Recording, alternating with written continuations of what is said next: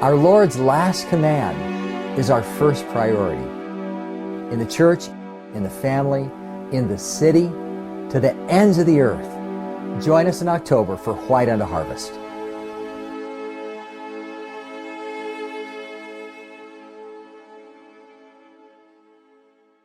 Evangelism is critically important, and I know that seems like an obvious answer, but frankly it's the only answer. It's the only truthful answer. We have been given a great commission, and that really has meaning, and it really lends context to everything in the life of the believer.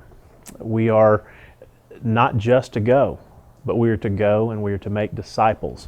And we're not just to go and make disciples, but we're to go and make disciples of nations. You know what a comprehensive work that is? That means we need to influence with the gospel, not just the people we might meet on the street, but those who are legislating with regard to their lives, the leaders of nations. Comprehensively, nations are to be transformed by the power of the gospel.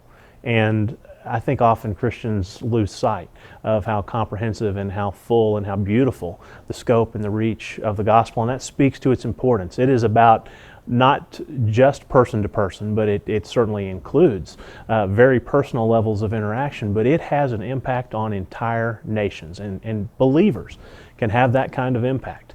If we want to change things in the direction of godliness and take dominion, which is another key purpose for which we are created, we do so through evangelism. Individually, we do so through evangelism in families. Family evangelism is such a beautiful thing. Where do we find leaders within the church? Where do we find qualifications for leaders in the church? We find qualifications for church leaders in how they operate in the context of families. And family evangelism, I think, is one of the most beautiful and perfect examples of how we evangelize.